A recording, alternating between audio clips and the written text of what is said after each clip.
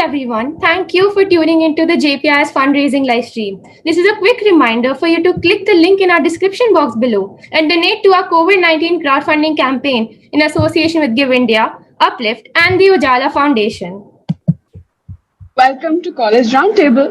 We're joined by two students from the prestigious Ivy Leagues, Columbia and Yale.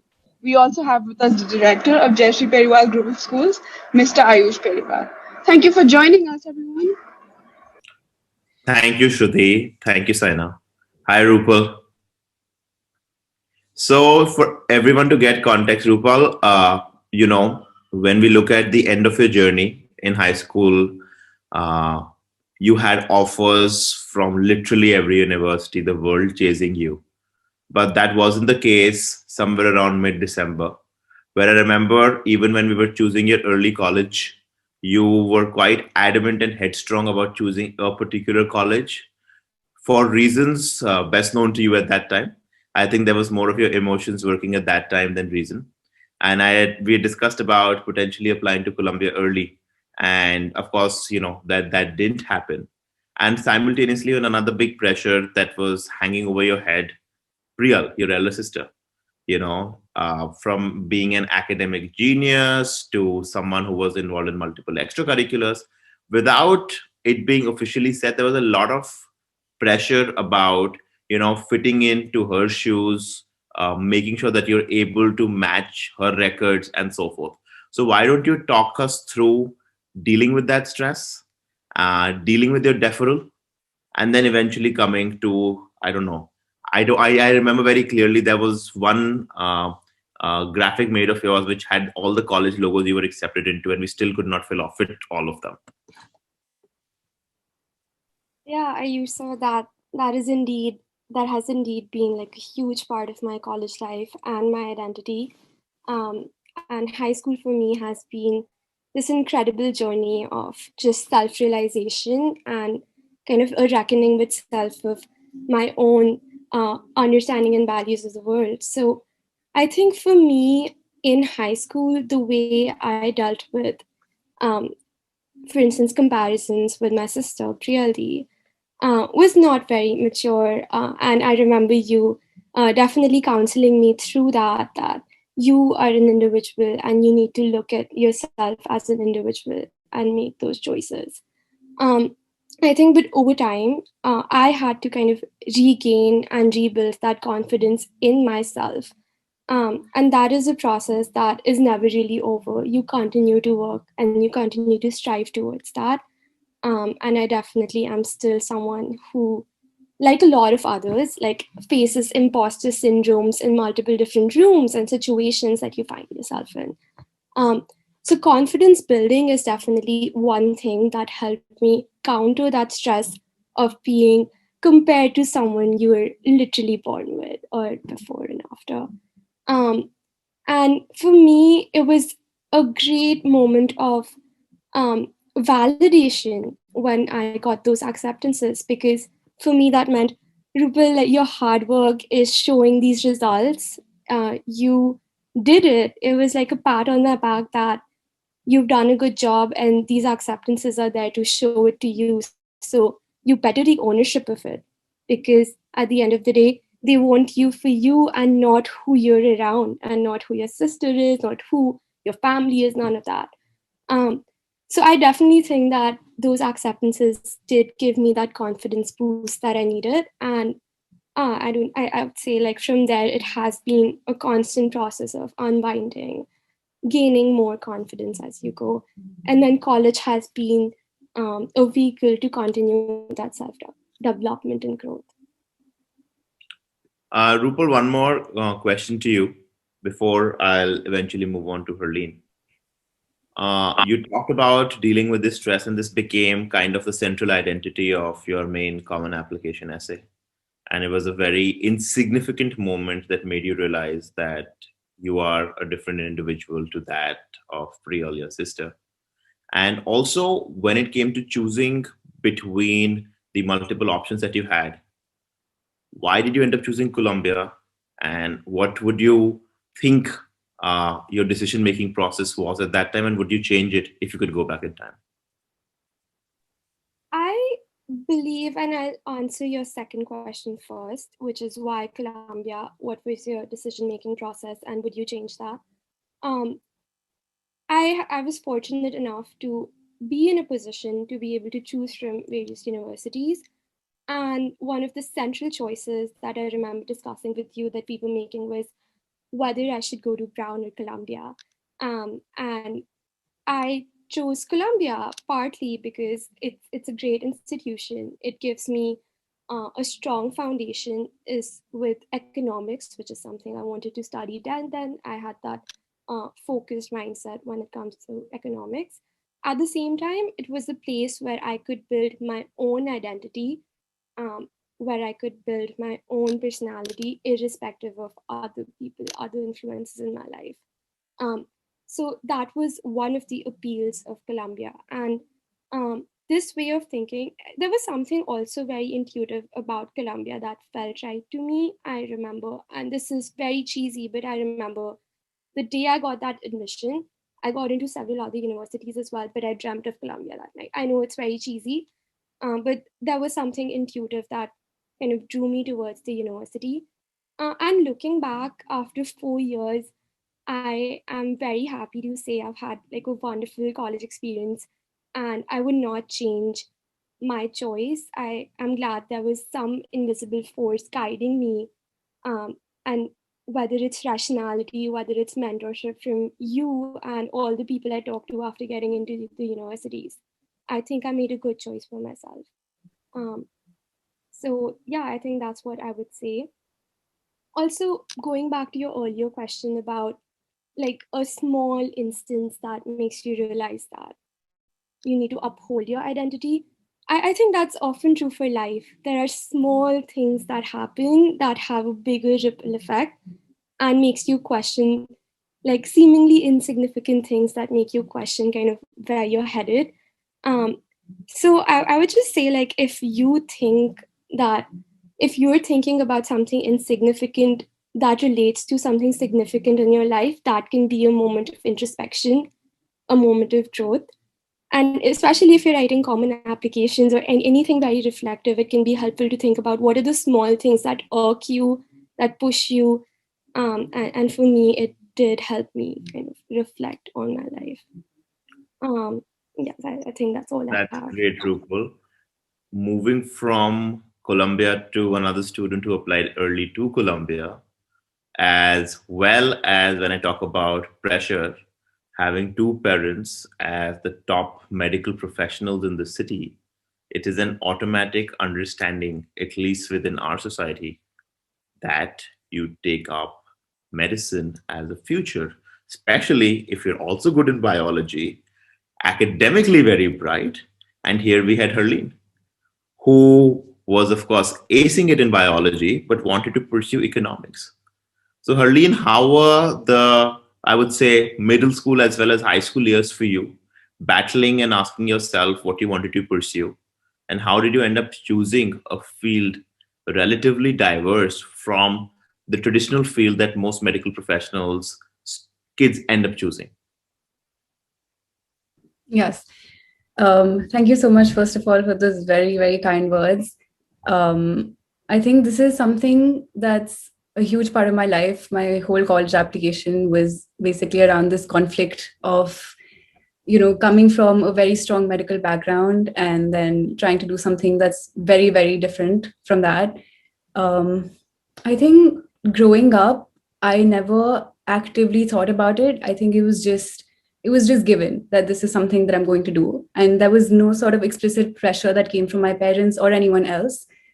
It was just an implicit understanding that yes, this is what I want to do, and I think a big part of what changed that was changing my schools. I was in a CBSE school in Jaipur. So yeah, that time the path seemed very clear. I'm going to get into ninth, choose medical, give the PMT entrance exam, and go to medical college, probably in India or somewhere else. But I think a big part of what uh, changed that was coming to Jeshri Periwal International School, and then having an international curriculum, I think really opened up my mind, and it really opened up my parents' minds to the various different, possibilities out there. yeah, so that's where I think it started, but I still hadn't actively started thinking about it until grade 9, where I actually took up economics and I realized just how much I was drawn to it. And at that moment, I didn't even think about like, oh, this is what I do want to do with economics. It was just purely the love for the subject. And I think studying that for like 4 5 years in 11th, when it came the when I started thinking about what I actually want to pursue in college, I think it was never a conversation that I had to have with my parents. They were always very supportive about it, and everyone else in school was very supportive about it.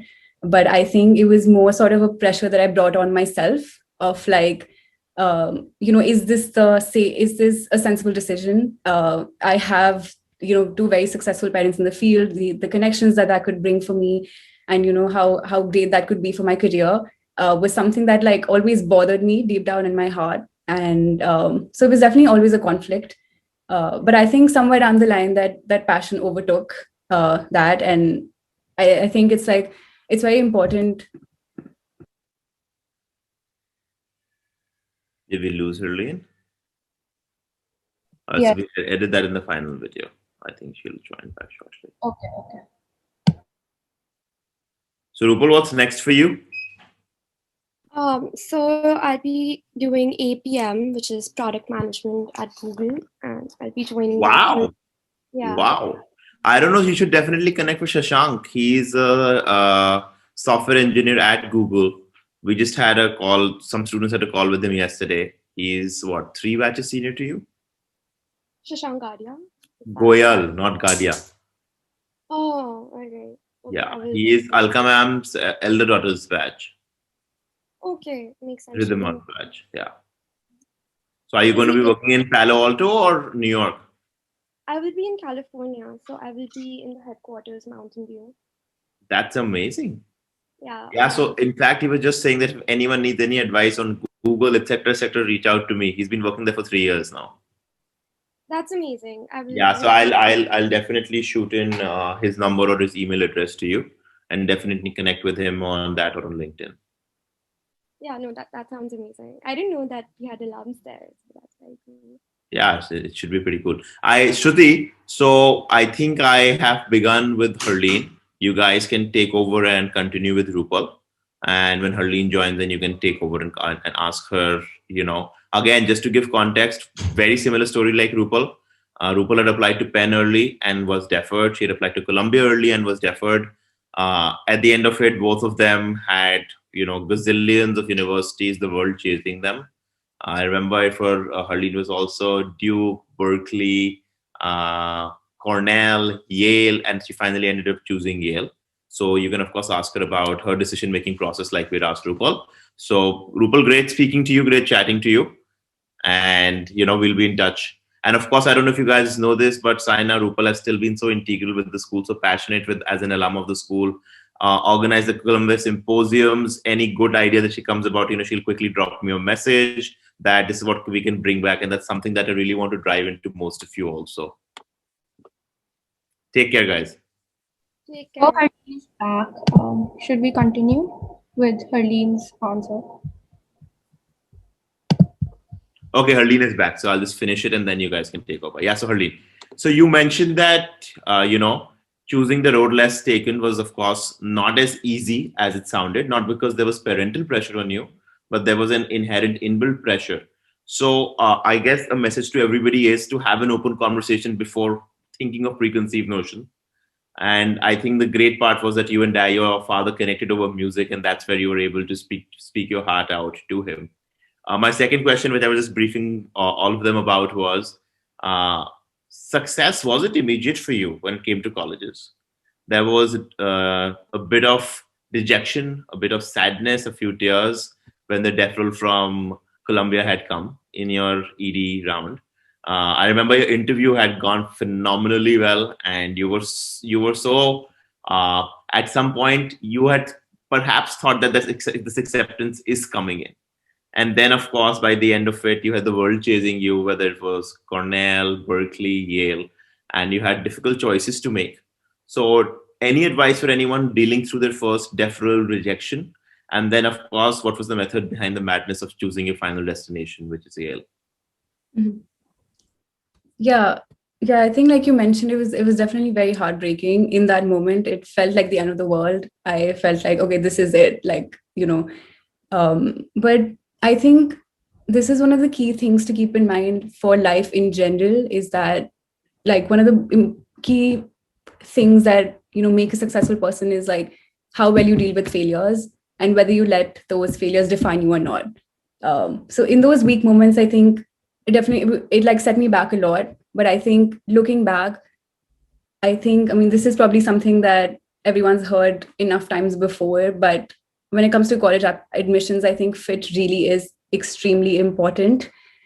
Um, and yeah, I think everyone that I speak to Yale, I mean, like speaking to my personal experiences, people that I meet at Yale, everyone's extremely different in their own ways.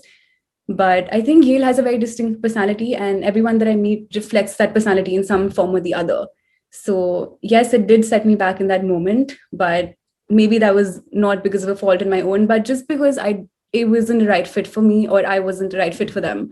So, I think it's important to keep that in mind when applying for colleges and when writing your applications. I think a lot of the times it's easy for students to set their heart on a college and then try to fashion themselves into an image that they think suits the college. But And I especially early when it's early because you end up doing your maximum research. And similar with Rupal, that Mhm. you do the most research, you're most passionate. And when you're writing and perfecting every essay and every supplement, you feel that this is it. Exactly. Yeah. So I think a more effective approach, I think, is to just let the horse pull the cart, strive for excellence in the fields and activities that really truly interest you and build a narrative around that. And then that makes the process so much easier. It not only increases your chances of getting into a college that might be really a good fit for you, but it also leads you to have a much more fulfilling experience if you do get in. So I think, yeah, it really was about the fit. And looking back, I think that might have been the best things that happened to me, even though in the moment it felt very heartbreaking. Um, and to your second question, I think um, about like how I made the decision to get into Yale ties in very well with the idea of fit, exactly what I was talking about. I was lucky enough, like Rupal mentioned, to be in a position to make a decision to attend like any of these like extremely good universities. So I think and in the end, I think it really came down between U Chicago and Yale for me. And U Chicago has a phenomenal economics department, and that's what I wanted to do. But then again, it comes down to fit and like what you want out of your college experience. And I think that's different for everyone. For me, I think it mattered more that I have an overall better undergrad experience, especially because I knew that I wanted to study economics, but I really was not sure about what kind of economics or what I might want to do post graduation. So I think that's what I had in mind when I made that decision.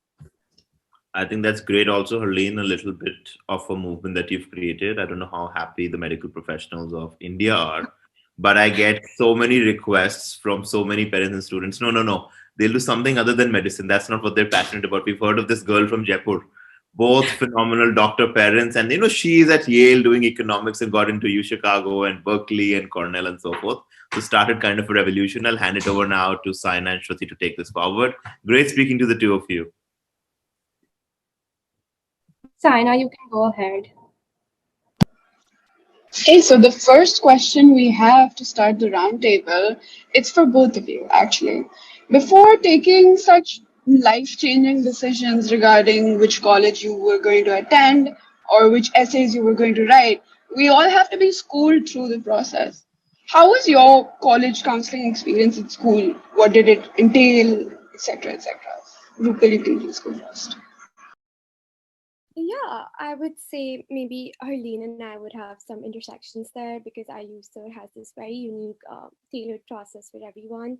I think the first and one of the biggest parts of the college counseling process was reflection. So when you're in like 11th grade and you're doing all these things that you're interested in, but you really know what is the narrative, what is the common app narrative that you're building out of it. The first thing you do is think about what you've done so far and if there is a story. I found that to be one of the most fulfilling aspects of my college application because I used to kind of do things and not think too much about what I was doing and why I was doing it. But when I got to the core of it, I started to see that there were many common elements. And Ayusha, Akriti ma'am, they both really guide you through it. So I think one of my favorite elements was reflection. And the second part was, as you rightly said, there are many ideas that people have for stories for common apps. And so did I. I was like, which is the more appropriate story to tell, which is the better narrative. Um, and the process of brainstorming, picking out a narrative, reviewing it, refining it, that process in itself is a very hard process. And Ayusha and Akriti ma'am really helped us kind of figure out what is the most compelling narrative that you can draw upon for the college process. At the same time, like, I would acknowledge that it is a very stressful process. It is a time when you're about to give exams, you are giving SATs, ACTs, other standardized testing. Um, and so there are a lot of things kind of happening around the same time, IP, TOK essays, whatnot. But I think the beauty of the process is that you get out of it learning a lot more about who you are as a person, what motivates you, and then you're able to share your own story. So I think personally for me, I found the entire process to be very illuminating, very enlightening. Um, Harleen, is there anything you would like to share? Yeah, I think I agree to everything that Rupal said. It's definitely it's a very stressful experience. You have so much going on at the same time. But Ayusha and Akriti ma'am somehow managed to make it fun. I remember like spending hours and hours in the common room, like staying in school till like 8 p.m. and like them ordering pizzas for us, everyone just sitting there having a good time and working, of course. But yeah, I think it was a great time. One of the great things about Ayush and Akitmiyam, I think they're not afraid to push you. I sometimes feel like when you're working on essays, you get very attached to the stories because the common application, most of these essays are about you, about your life, and about your skills and experiences. And it's difficult to hear criticism about it. But I think Ayush and Akitmiyam are just not afraid to do it. And I think you realize that it's like they push you to the best of your abilities and they really bring out the best in you. And I think that it was a great experience for me. Thank you so much, Harleen and Rupal. So we'll be asking you questions alternatively now. So the second question's yours, Rupal. Now that you've graduated from Columbia, it's extremely impressive to see how you've never faltered in your goal of doing so. However, it must be terribly challenging to flourish in the high stress environment that such colleges are known for. As a young student away from home, how did you deal with that? Yeah, that's a wonderful question. I think part of it, like Harleen already touched on while talking about Common Apps and just like the entire application process. The things that I do are things that may be considered like common words of wisdom. I like to break down like big goals into smaller chunks so that they feel attainable. I know that I am someone who waits till the last minute to get things done. So, like recognizing I'm a procrastinator and then actively trying to dismantle that, start a little early, push myself to not wait till the last minute is another thing I do.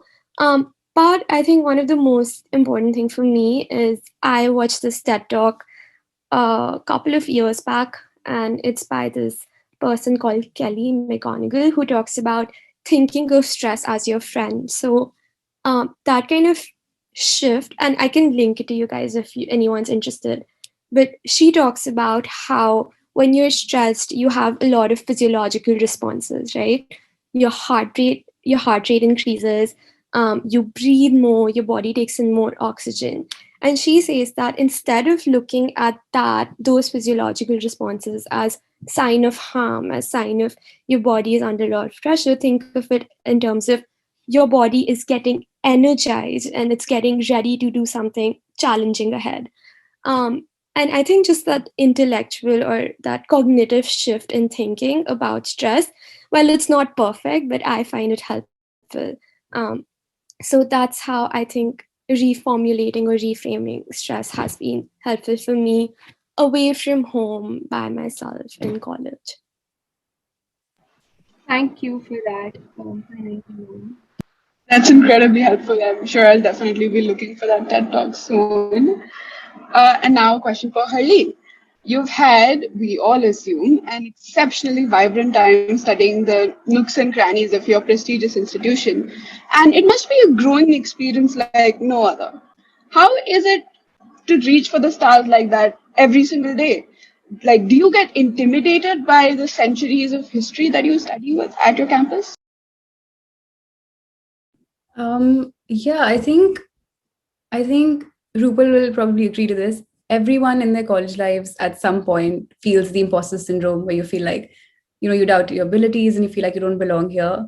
When you find yourself, for example, struggling in a class that your friend seems to be doing great in, but I think the grass is always greener on the other side, right? That friend of yours might be struggling in some other class or might be struggling in some other aspect of their lives. So I think it's important to realize that everyone's in the same boat, and it's important to not lose faith in your abilities. And the history definitely is intimidating sometimes. Like, there are some instances where I'm like walking on the street and my friend would say, "Oh, this is where George Bush studied," or like I'd be studying in the library, and someone would go like, "Oh, this is the library that has one of the original copies of Newton's book." And like moments like these like take me back to the day that I found out that I got into Yale, the same like nervousness and excitement that I felt. But on most days it just feels like home. Honestly, it just feels like a community of people that support you, motivate you, and also challenge you. And I think more so than intimidation, it inspires you, and it instills in you a sense of respect for the incredibly smart people who were here before you, and appreciation for your incredibly smart peers, and just gratitude that you get to be a part of it.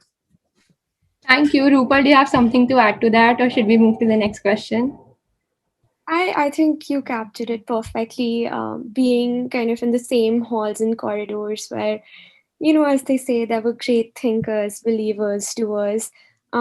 It feels you leaving awestruck at the same time. It is inspirational, and thinking that you're studying something that they studied and you have a connection to the direct primary source is very inspiring. Um, so I completely agree and completely relate to what you said. Okay. So now the next question is for you, Rupal. Even now, nearing the end of our years at school, a lot of us are indecisive about the major to finally pick in the college and commit to. It's a huge undertaking and emotionally strenuous as well. So how do you suggest going about the process? Yeah, so I would say there is no one right answer, but my personal belief is that, undergrad college is one opportunity where you get to explore. It's a breeding ground.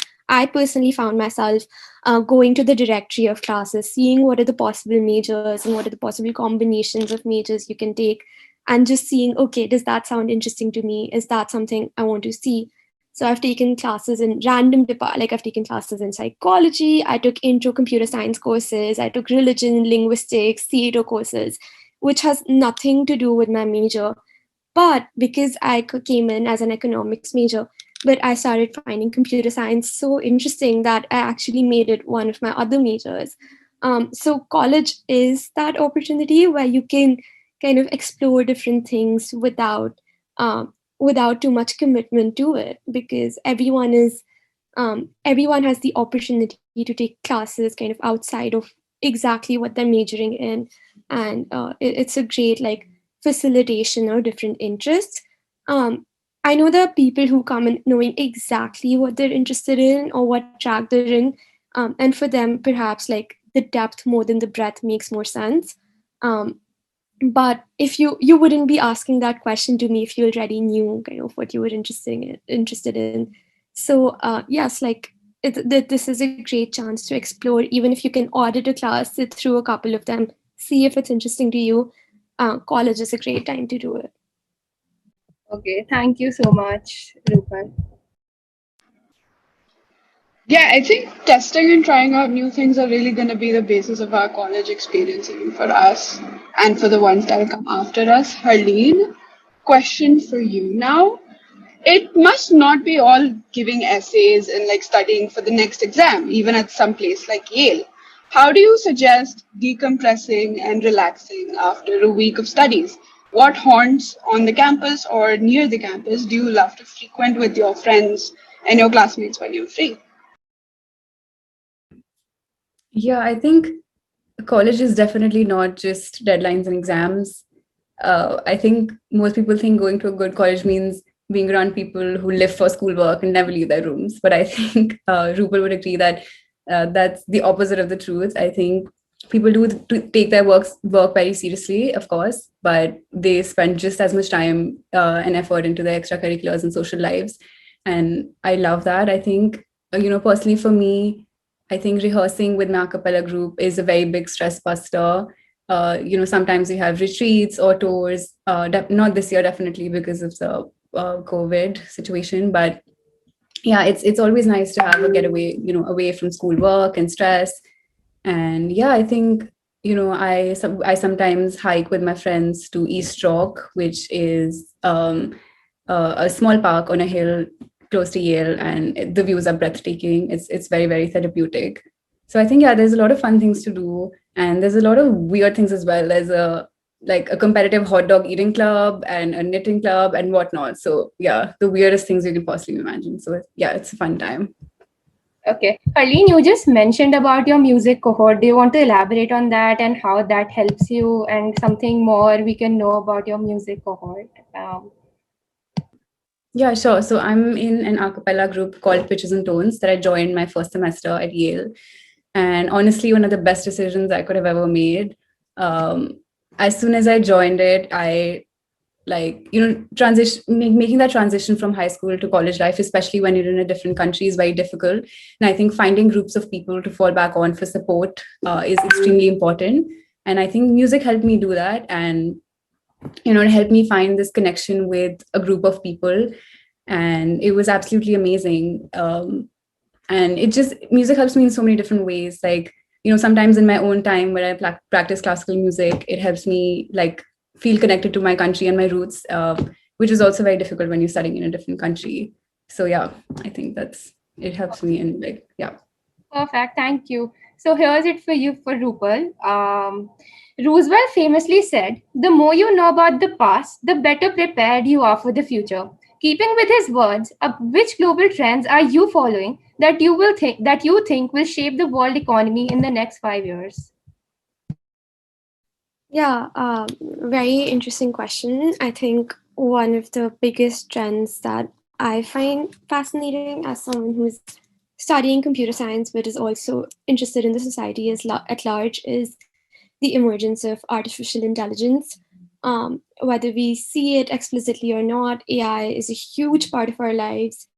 Whether you open Siri, you're scrolling through Facebook, what else? Like you're opening your phone for face detection, whatever it is. Like artificial intelligence has made its way into our lives, and it is getting exponentially more powerful. There's Moore's law in computer science that things grow in computer science very exponentially, and there is a group of people who consider that by 2070 the world will look like a completely different place. There will be a human computer civilization. Oh, it sounds like science fiction, but these are very well respected futurists who are extremely rational and have made accurate predictions in the past. So, yes, one trend I like to follow is what is happening in the artificial intelligence space. Um, Another thing I really enjoy looking at, because it is of kind of great gravitas in the world that we're living in, is what's happening with climate and the climate change. Whether sustainability or sustainable efforts are being adopted by governments, corporations, institutions like colleges themselves.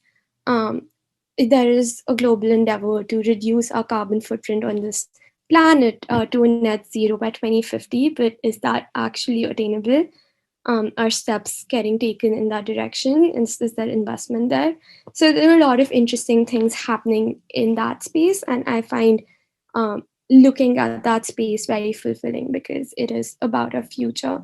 I think those would be the two big ones for me. And then there are like minor things that I like looking into, but like AI and climate are the two big ones. I definitely think that we have a lot of spaces in our economies and in our culture that we need to look forward to build a better world ahead. And next questions for Herline, talking about what, in her opinion, is the top quality to be an ideal applicant to a university, not just your university, but universities across the globe. And what's the most important? Yeah, I think that's a very difficult question and one that everyone asks themselves. Um, but I mean, in my opinion, as I mentioned before, yes, extracurriculars, internships, research papers, test scores, all of these things are very important. They provide a good foundation for your application. But imagine being an admissions officer and going through thousands and thousands of applications with the same exact credentials. So I think in that case, what can set you apart, as I said before, you know, is like if you're able to put context and purpose to those skills and experiences and get across who you are and what you hope to achieve. I think everyone has a unique narrative, and it's up to you to be able to find that voice, and communicate that narrative. So I think that's extremely important. So I guess uh, to more directly answer your question, I don't think there exists an ideal applicant because there is no ideal university.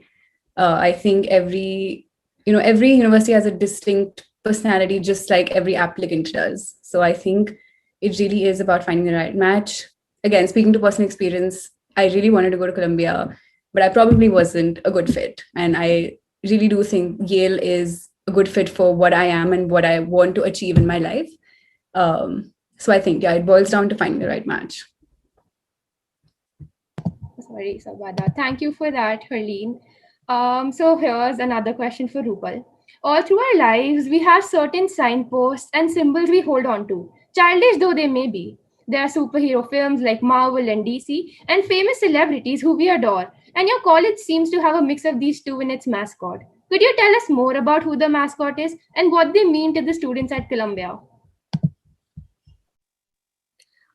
Yeah, sure. So the mascot here is this lion. It's called Rory because the lion roars and it's cute. So we add the e's at the end. A lion is the king of a jungle. Well, we're living in concrete jungles, so we have a lion as our mascot. I would say that, and maybe Harleen, and also I would add, like, Yale was one of the schools I really, really wanted to get into too, and I didn't. So it's like the opposite story. But anyway, Rory is, I think, emblematic of the school spirit. Columbia is an institution where there is school spirit, but not as much as I would say uh, colleges that are more outside the city and more like kind of closely knit in college campuses would have. So Rory, I think, is very emblematic of school spirit. You will always see people like I have a keychain with Rory on it. People kind of get pictures when the mascot comes out. Love to get hugs from him. And it's like lion hugs, so always loving. Um, I think there's also a sense of like kind of community when it comes to having this mascot. Whenever like I talk to an alum on an email, like I ended with roar lions roar because like we are pretentious and we like to call ourselves lions. um, and there is a sense of community within and beyond Columbia. When there's a new person who comes in, mentorship programs happen where the newbie is called a cub and the old student is called a lion. So there are a lot of like extensions to Rory that help create a sense of community on campus during sporting events, during other school events, and beyond with alumni. I think like with any kind of mascot, Rory is very emblematic, and it's very cute. So that's the mascot. Honestly, it's a really relaxing conversation to have about all these fun things that also tend to happen in colleges because we mostly only hear about the like grueling academic side of things. So to continue on with that theme, Harleen, we've heard wild stories about long-standing traditions at old colleges. Like Cornell has its Dragon Day and Ohio State has the Mirror Lake Jump. What does Yale have? And do you have some fun stories you can maybe tell us about that? Yeah, so I think one of the big ones is the freshman snowball fight, which, like as the name suggests, is like 2,000 first years running onto old campus, just throwing snowballs, making snowmen, and it happens like every year on the first day of snow. And yeah, it's a lot of fun. And yeah, another one is healing. It's a Yale daily news tradition, which you probably, if you've seen Gilmore Girls, you probably know about it.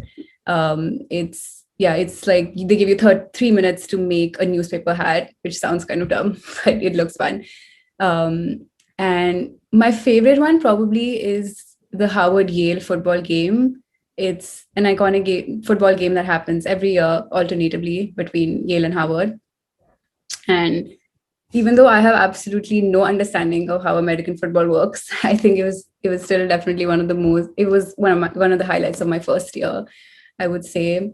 And I think last year was especially it was more iconic than usual, I think, because something very interesting happened. It was on game day, like at the end of halftime, a group of like climate change activists barge into the field, and they're protesting, they're asking for Yale and Howard to divest their funds in fossil fuel companies that essentially cause a lot of harm to the environment. And to my surprise, like the entire crowd was cheering and everybody was really happy. And it was surprising because the reaction that I expected was anger and frustration. It was a very interesting match. It was freezing cold and the match got delayed by an hour, but it was great to see that everyone was cheering. Some people even like ran onto the fields and joined in on the protests. And it was a beautiful moment. Like there were tears in the eyes of the protest organizers. And it felt amazing to see that people were able to leave their selfish interests aside for a bigger cause. And I think I felt blessed to be part of a community that truly cares and is united by a bigger purpose of creating change. So yeah, definitely one of my highlights. That's really beautiful, Harleen. So now Rupal, it's for you. It's been a long year for people around the world. We have sat in our homes, had virtual parties, and made the best out of this uncomfortable situation. So, how do you think COVID has impacted your college life? Yeah, I think the obvious one has been just the transition to online learning, much like the rest of the world transitioning to online school, and you guys, transitioning to online classes. We also did that without much of a notice. On top of that, because we are working in, like I specifically was in India while my college was in the States, there was a big time difference. And keeping up with like good mental health and like practicing self-care in these trying times is hard. um, Even with COVID, like feeling a sense of community when you're so far away from campus, which is the center and the hotspot of community, finding space in that distributed network and feeling like you belong in that wider community is quite a challenge, I would say.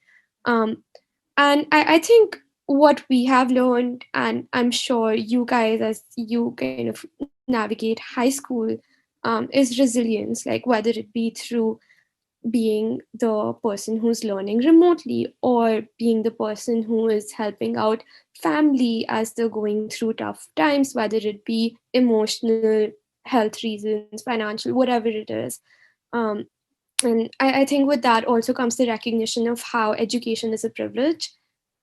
We're sitting in the US right now, well, we see what's happening in India, and around the world with COVID. Is it's really distorting. And so in the context of everything happening around the world, I think it's very clear, it's very stark to us that getting the opportunity to get educated at these universities is a huge privilege.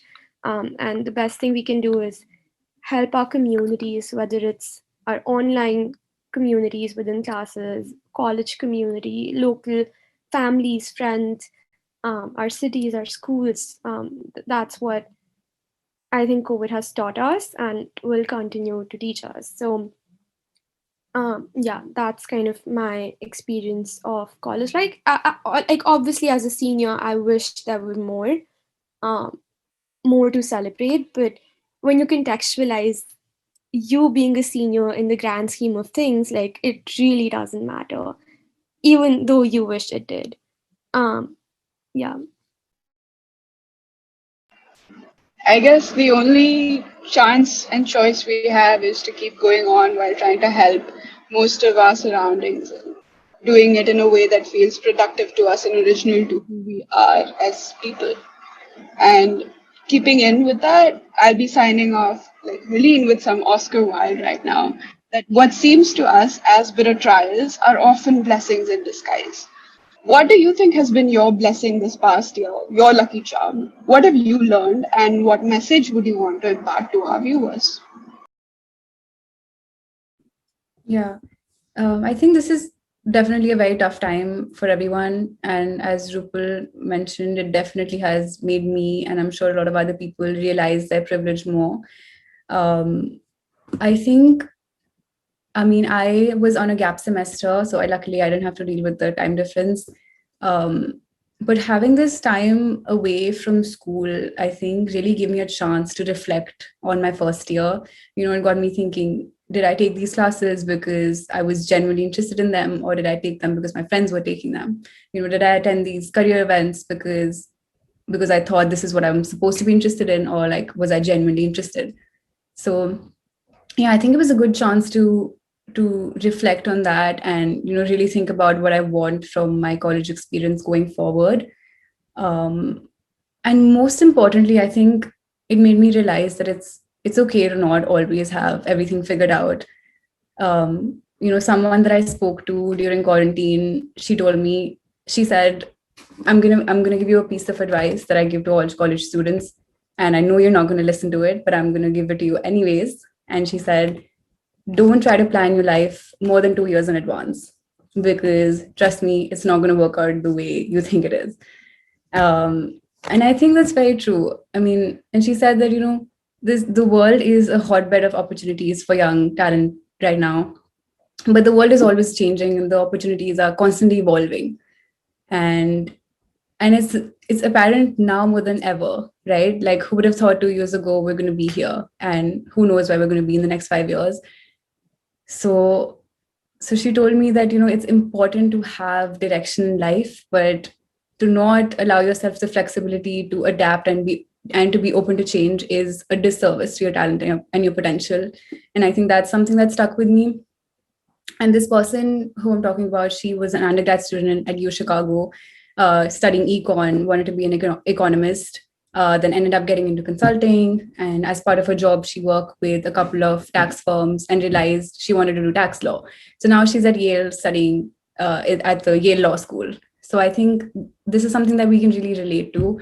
And there's a lesson to be learned here that it's okay to not have your life fully planned out. I think it's important to just let your passion guide you and to really try to find and work towards things that truly motivate you. Yeah, it's genuinely really inspiring to, hear about how you should only fix some short-term goals and then, curate your long-term goals from those short-term goals. So I really agree on that point. And I mean, I've really heard a lot of TED Talks which also emphasize on the same, on how you should only emphasize on the short term, like another 2 years, 3 years. So yeah, I really find it very inspiring. Thank you for that, Harleen. So the last additional question is for both of you. Um, for this year and the next around the globe, but specifically in the US, ACT and SAT have been cancelled, or I mean, most of the courses have become test optional. So has this decision been helpful for those who feel that the only barrier to the admission in the top colleges was the requirement of a high test score? Or do you think that such a policy has increased the competition and made the admission into the Ivy Leagues a more cutthroat? So Haleen or Rupal, I mean, any one of you can go first. I can give some thoughts on that. I think there needs to be a recognition, and I think more and more universities are recognizing that standardized testing uh, is an imperfect measure, right? People who have access to more resources, more tutors, come from well-off backgrounds or a certain race, coming from certain families, will inevitably do better on standardized testing than others, right? So it is definitely not the perfect measure out there. Um, at the same time, like I'm not someone who does not see any advantages um, in standardized testing. I feel like it makes the work for an admission counselor a little bit easier if they're comparing applicants that look very similar on profile but have kind of one, like a big difference in scores. um, I I think you would be better equipped, or your seniors would be better equipped to relay their experiences on how they think it affected their admission prospects. Um, but I definitely like I'm in the bracket where I think that it's not the perfect measure, but it is a convenient measure, uh, especially on the side of the admission table. Yeah, I think I've similar thoughts to Rupal. Uh, I think it's a difficult question for us because for us, I guess it was never really a question. We just had to do it, and we just had to work towards it. But yeah, it's not a perfect measure in any way. It doesn't reflect, in most cases, like how intelligent you are, how smart you are. But I think it does provide a way for people to have a tangible thing to work towards when it comes to college applications. There's already so much, vagueness about what the college application process is supposed to be like, what makes a good applicant. So not having test scores be a determining factor is another thing that adds on to that. So it might be difficult for some people who are naturally good test takers. I think it might be of disadvantage to them for sure. But again, like I said, college applications are a lot about personality, and I think this gives people more of a room to express that and to really bring that out, I think. But yeah, I don't think I'm an expert in any way. So The world's gonna change and grow and evolve with us, and I believe that so will measures of standardized testing and so on.